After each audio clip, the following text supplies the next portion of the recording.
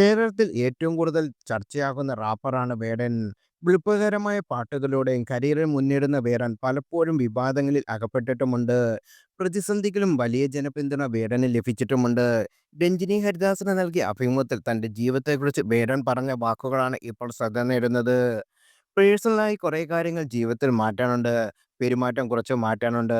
എനിക്ക് 31 ഈ വയസ്സിൽ ഒരാൾ ജീവിതം പഠിക്കുമെന്നാണ് ഞാൻ വിശ്വസിക്കുന്നത്. അതിന് ഞാൻ ശ്രമിച്ചുകൊണ്ടിരിക്കുകയാണ്. ഇതുവരെ ഉണ്ടായ സന്തോഷങ്ങളും സ്ട്രഗിളുകളും ഞാൻ ഗ്രേറ്റ്ഫുൾ ആണ്. കാരണം എനിക്കുണ്ടായ വേദന എന്നെ എപ്പോഴാണ് ഒരാളായി മോൾഡ് ചെയ്യുന്നത്. ഇപ്പോൾ ഞാൻ സ്ട്രോങ് ആണ്. എൻ്റെ മോശം ശീലങ്ങളാണ് എൻ്റെ ഫോക്കസ് കളയുന്നത്. ലഹരി ഉപയോഗം ഏറ്റവും വലിയ ശക്തി കുടുംബമാണ്. അനാവശ്യമായ സ്വഭാവങ്ങളാണ് എൻ്റെ വീക്ക്നെസ് എന്ന് വേടൻ പറയുന്നു. തൻ്റെ നല്ല ഗുണങ്ങളെക്കുറിച്ചും വേടൻ സംസാരിച്ചു. ഞാൻ പെട്ടെന്ന് സൗഹൃദത്തിലാകും. ചില സമയത്ത് അത് പ്രശ്നമാണ്. പക്ഷെ അത് നല്ല ഗുണമായിട്ട് തോന്നിയിട്ടുമുണ്ട്. പരമാവധി ഒരാളെ വെറുപ്പിക്കാതിരിക്കാൻ ശ്രമിക്കാറുണ്ട്. ചിലയിടങ്ങളിൽ പാളിപ്പോകുമെന്നും വേടൻ പറഞ്ഞു. സ്ട്രഗിളുള്ള ഒരു യാത്രയായിരുന്നു എൻ്റേത്. പക്ഷെ ഞാൻ ഹാപ്പിയാണ്. ആർട്ടിസ്റ്റ് എന്നതിലുപരി ഒരുപാട് ആൾക്കാർക്ക് അവസരം കൊടുക്കാനാകുന്നു. അത് കൃത്യമായി ഉപയോഗിക്കുന്നുണ്ടെന്ന് വിശ്വസിക്കുന്നു. ആ കാര്യത്തിൽ ഞാൻ ഭയങ്കര ഹാപ്പിയാണെന്ന് വേടൻ പറഞ്ഞു.